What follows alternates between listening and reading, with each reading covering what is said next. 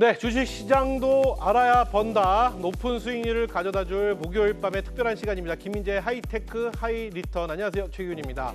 자, 김민재의 하이테크 하이리턴은요, 스마트한 시각으로 최대의 수익을 창출하는 시간인데요. 오늘 이 시간 스마트한 시각으로 투자의 기준점을 세워줄 남자입니다. 우리 김민재 대표와 함께합니다. 안녕하세요. 네, 안녕하세요. 반갑습니다. 네, 반갑습니다. 오늘 시장전에 지난주 이 시간 첫 시간이었잖아요. 그렇죠. 종목이 우리 같이 공부한 종목 깜짝 놀랐는데 잠시 후에 혹 기회가 된다면 그 종목에 대한 이야기 또 나눠보도록 하겠고요. 자, 먼저 우리 김민재 대표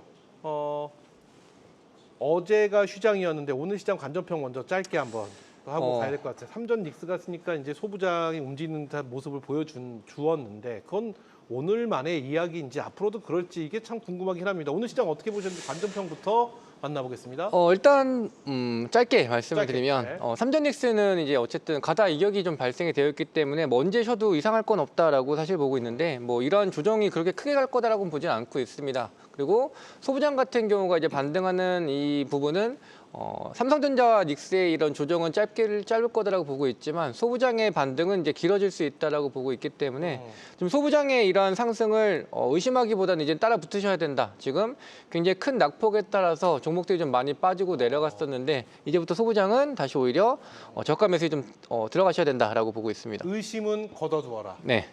잠시 후에 좀 자세한 이야기 오늘 또 나눠보도록 하겠고요. 앞서 말씀해 주신 대로 저희가 말매일 공부를 하잖아요. 오늘 이야기를 하고 그다음에 종목에 대한 공부를 하는데 그 종목이 두 종목 다 LG, CNS와 SKC. 네, 맞습니다. 이 다음 날부터 무슨 약속이나 한 듯이 아주 뜨거운 모습을 보여줬습니다. 그래서 이 시간이 워낙 짧기 때문에 이 시간 함께 못하신 분들 온라인 무료 방송 이 시간 이후에 있는 시간을 활용해 보신다라는 말씀도 드렸고 또 하나는 또 김민재 대표 유튜브에도 또 그 얘기를 많이 해주십니다. 자, 유튜브 뭐라고 검색하시면 김민재 대표를 만날 수 있나요? 일단 김민재 수익왕이라고 치면 간단하게 적었습니다. 검색하셨을 때 닥터나 이제 월드컵 시즌인데 네. 이름이 동명이인이 또 워낙 유명하신 분이 있기 때문에 간단하게 그냥 수익왕을 쳤을 때 제 이름이 좀 나올 수 있도록 간단하게 적어놨고요. 보통 이 시간이 너무 짧기 때문에 기술적 분석이라든지 뭐 지금 여기서 공부할 종목에 대한 뭐 대응 전략 이런 부분을 유튜브에서 좀 안내를 드리고 있고요. 오늘 방송 끝나고 나서는 오늘 또 공부해 볼 종목에 대한 기술적 분석이라든지 아니면 지난주에 지금 급등했었던 LG, CNS나 SKC에 네. 대한 대응 관점도 오늘 공개 방송 통해서 추가로 좀 안내드리도록 하겠습니다. 좋습니다. 잠시 후에 또 안내 도와드리겠고요. 어찌되었든 지난주 첫 시간 함께 하신 분들은 분명히 오 하고 깜짝 놀란 그런 시간이 되셨을 거라 이렇게 생각을 다시 한번 해봅니다. 자, 이렇게 해서 오늘 시장에 대한 관전평까지 저희가 만나봤는데요. 그럼 투자의 기준점을 세워주는 시간 첫 번째 하이테크 투자 로직 첫 번째 주제로 바로 만나보도록 하겠습니다. 출발합니다.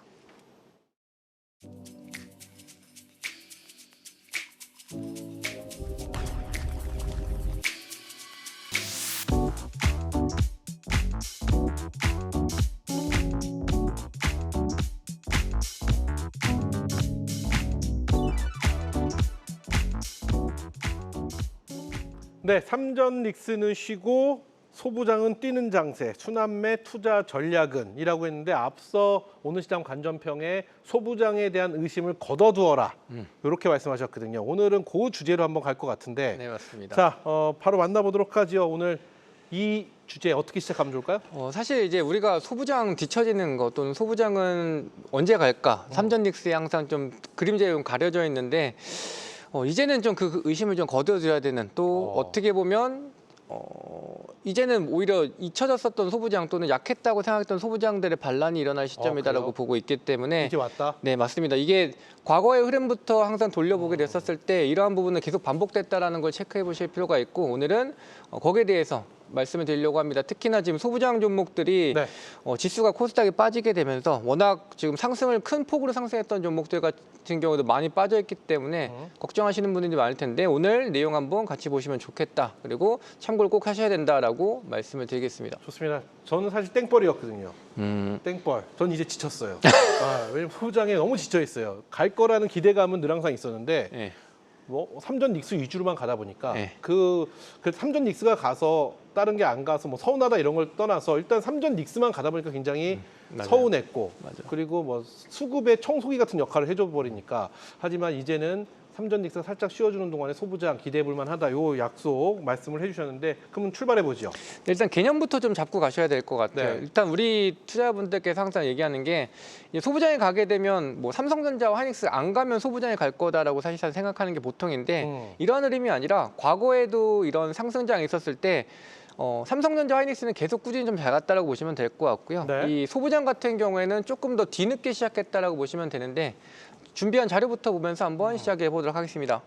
일단 지금 제가 갖고 온 자료는 2020년도, 2021년도 때, 즉 코로나 때 시점이라고 보시면 되고요. 네. 근데 꼭 코로나에 한정되는 게 아니라 이 이전에 이 반도체 종목들이 상승할 때 또는 상승장일 때 항상 이러한 흐름이 반복됐다라고 보시면 될 것 같아요. 무슨 얘기냐면 첫 번째로 증시가 좀 하락을 했을 때는 아무래도 삼성전자 하이닉스가 올라가야 코스피가 올라가기 때문에 그렇죠. 이쪽이 수급을 받고 올라갈 수밖에 없다라고 보시면 됩니다. 근데 일단은 이 부분은 기술적인 부분이고 일단 소프트웨어적인 내부적인 이슈를 보게 되면 아무래도 시장이 좋아진다, 반도체 산업이 좋아진다라는 거는 결국은 이 메모리 가격이 올라간다라고 보시면 될 것 같아요. 네. 즉 일단 첫 번째로 메모리 가격이 먼저 올라가게 되면 대기업들의 실적이 좋아질 거다라는 기대감이 반영이 되면서 주가가 올라가기 시작합니다. 그리고 이제 실적 발표가 나왔을 때 점점 이제 대기업들이 가이던스라든지 이런 부분이 점점점 좋아진다는 게 확인되면 대기업들은 이제 더 많은 물량을 생산을 하게 되죠. 즉 네. 일단 첫 번째 이 포인트는 메모리의 가격들이 올라가게 되기 때문에 대형주들이 먼저 실적이 좋아지게 되고 대형주의 실적이 좋아지다 보니까 그 대형주들, 즉 대기업들 같은 경우에는 투자를 하게 됩니다. 어떤 걸 투자하게 되냐면 바로 일단 장비부터 투자가 들어간다고 보시면 돼요. 즉 장비를 더욱더 늘려나가게 되면서 생산량을 높이는 거죠. 그러면 일단 대형주 단이 먼저 움직여서 실적이 좋아지게 되면 대기업들 같은 경우가 장비를 더 추가로 발주를 하게 되고 그럼 장비 종목들의 실적이 그 다음으로 좀 좋아진다라고 보시면 돼서 네. 대형주 다음에는 장비 종목들이 올라가게 되고 이제 장비를 수주하게 되면 이 장비에 들어가는 부품이나 소재단 같은 경우가 수요가 늘어나기 때문에 순차적으로 늘어난다라고 보시면 됩니다. 즉 우리가 지금 작년에 삼성전자와 SK하이닉스가 계속 올라가게 됐을 때 소부장이 같이 가길 바라거나 왜 삼전닉스는 가는데 소부장이 안 갈까라는 의문을 하셨을 때에는 원래 이 순환 사이클상 그리고 실적이 증가되는 사이클상 보통 대형주와 중소형주 단의 이 랠리 자체가 보통 6개월에서 1년 정도 걸리신다고 보시면 될 것 같아요. 그래서 지금 이제 소부장 같은 경우가 2025년에 삼성전자, SK하이닉스의 실적이 좀 좋아진 상태에서 이제 딱 거의 1년 가까이가 6개월에서 1년 가까이 네. 되기 때문에 지금부터는 이제 소부장의 실적이 실질적으로 좋아지는 시점이 되고 있다라는 걸 포인트로 보시면 될 것 같고 결론을 말하면 지금 1단계, 그러니까 대형주 단이 움직이고 그 다음에 지금 시차효과라고 써 있잖아요. 차트를 보면.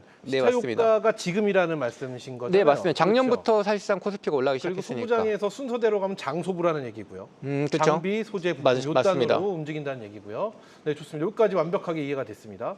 그리고 이제 다음 장을 보게 되면 아까 나왔던 내용을 간단하게 좀 정리를 한 건데 결국은 우리가 주식 시장이 올라가게 됐었을 때 대세 상승장일 때 또는 상승 포인트일 때 개인 투자분들께서 항상 돈을 못 벌었다는 뉴스가 나오는 이유가 쫓아다니기 때문이라고 보시면 될 것 같거든요. 그러니까 무슨 얘기냐면 코로나 때에도 그렇게 상승했지만 돈을 벌지 못했었던 이유는 잘 가는 쪽을 안 가지고 있다가 중소형주를 가지고 있다가 대형주가 가다 보니 소외되고 있다가 대형주를 쫓아잡았다. 근데 그 대형주를 쫓아잡았는데 이제 대형주는 안 가는 게 아니지만 내가 결국 팔고 났었던 소부장들까지 이제 같이 올라가는데 소부장이 또 올라가게 되면 가볍기 때문에 탄력적으로 움직이는 게 보이기 때문에 또 대형주에 있다가 소부장으로 옮기다 보니까 결국은 그러다가 이 상승장이 끝난다라고 보시면 돼요. 네, 맞습니다. 그래서 지금은 이제 올해 딱 시점 자체가 코스닥이 이제 정부 정책에 따른 수혜를 받는 시점과 소부장의 실적이 이제 본격적으로 반영되는 시점이 겹치는 구간에 있기 때문에 아까 도입부에서 말씀하셨던 것처럼 소부장이 작년에 계속 간다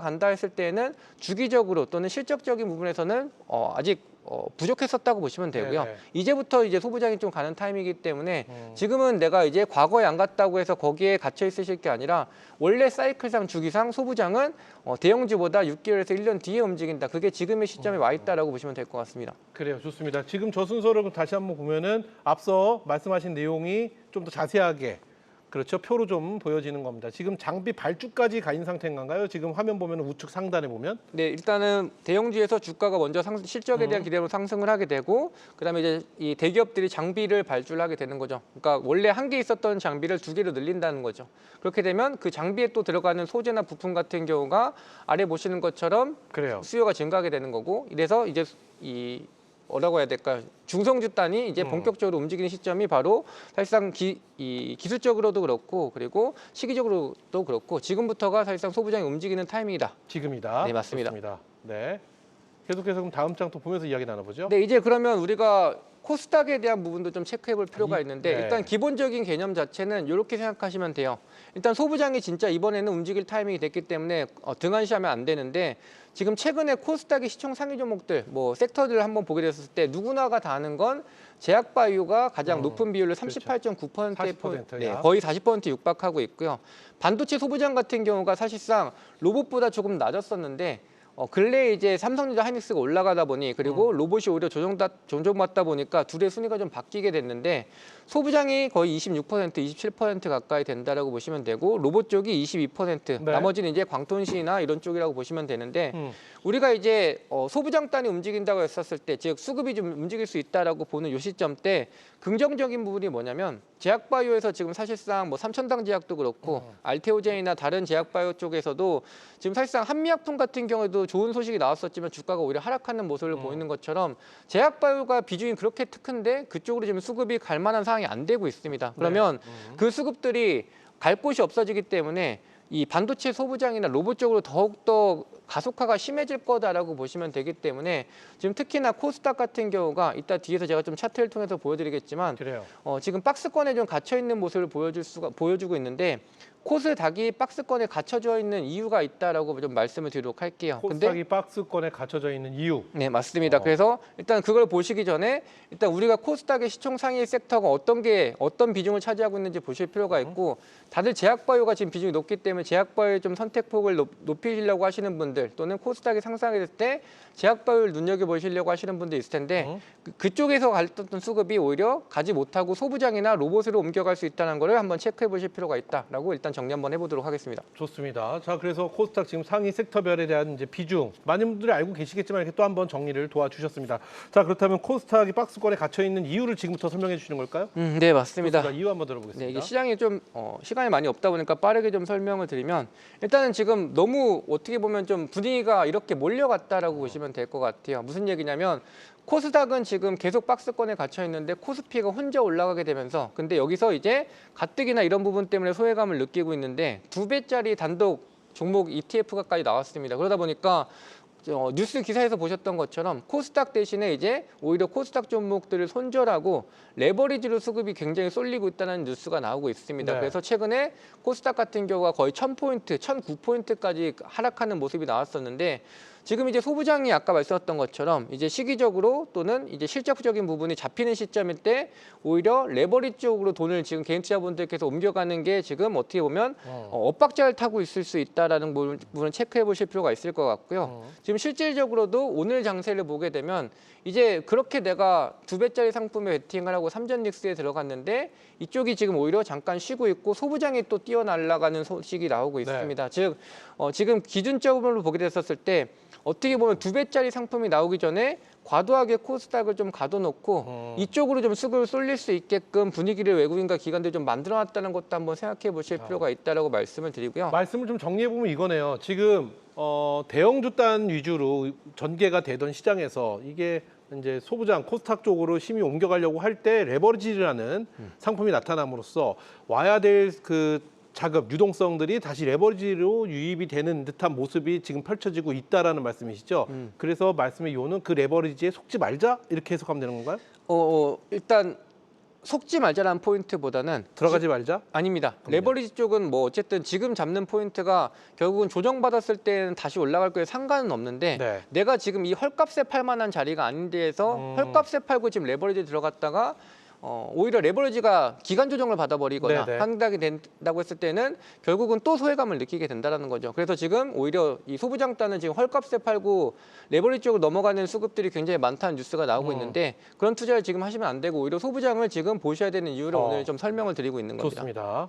네. 그래서 이제 기술적인 부분도 설명드리기 전에 이제 내용을 한번 보게 되면 정부의 정책을 한번 또 기대해 보실 필요가 있어요. 코스닥이 아까 제가 박스권에 갇혀 있다고 말씀드렸는데 거기에 대한 이유를 내부적인 이슈를 좀 보게 되면 사실상 2020년 1월 달 같은 경우가 코스닥 3,000을 정부에서 외쳤었던 날이 1월 22일이라고 보시면 될 것 얼마 안 같고요. 됐네요. 네, 1월 26일 같은 경우가 이제 여당에서 3,000 스탁에 대한 발언을 하게 되면서 코스닥이 무려 7% 가까운 폭등을 합니다. 근데 포인트는 뭐냐면 종가가 7.09%인데 고가도 7.09%였어요. 말 그대로 그냥 폭등을 했는데 종가까지도 전혀 밀리지가 않았다는 게 포인트고 이 흐름이 1월 26일, 27일, 28일, 29일까지 종가가 계속 고점일 정도로 네. 장중에 아예 밀리지 않고 계속 상승을 했었는데 바로 이러한 부분 때문에 지금 수급이 굉장히 강하게 들어온 뒤로 박스권에 좀 갇혀 있다고 보시면 됩니다. 근데 갇혀 있을 수 있는 이유가 지금 말씀드렸던 것처럼 이제 7월 달에 포인트가 있다라고 네. 보시면 돼요. 지금 보시는 것처럼 이제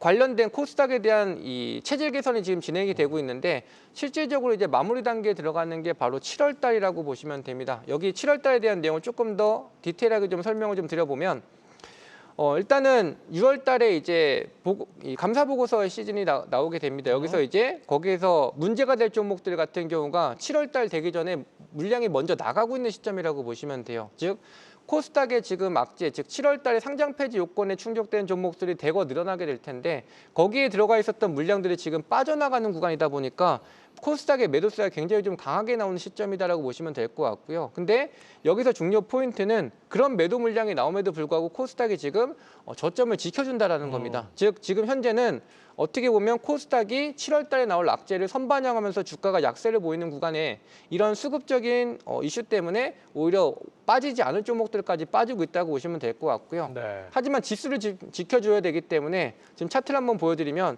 지금 1월 달에 강한 상승이 나온 뒤부터는 주가가 약 1,000포인트를 하단으로 두고 절대 빠지지 않고 있다라고 보시면 돼요.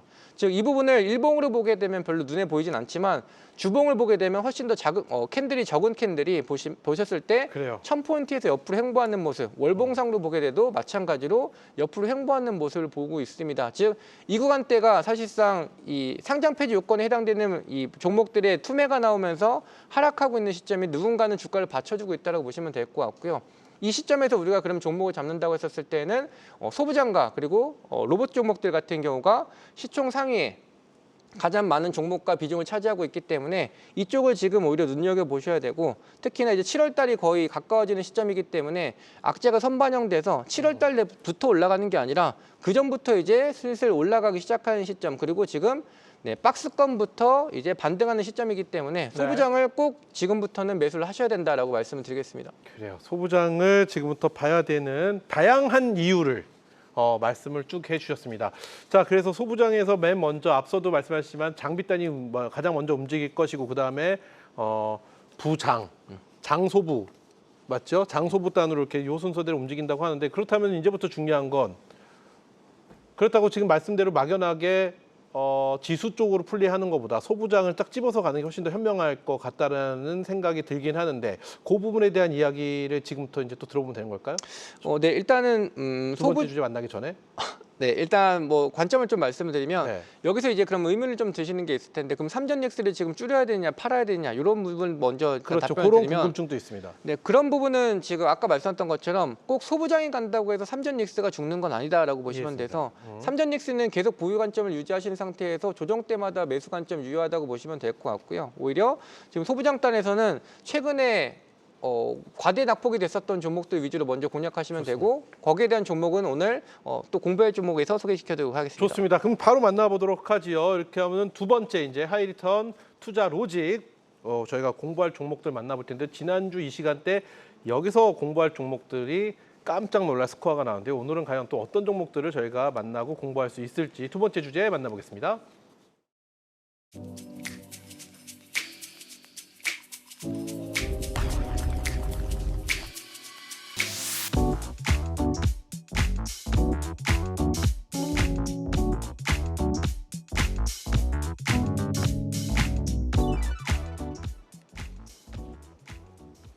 네, 쉬어가는 반도체 안에서 저희가 또 공부를 해볼 종목들, 순환매 속 기회가 올 종목들은 무엇인지라는 주제를 갖고 이제 공부할 종목도 만나볼 텐데 오늘 총 몇 종목인가요?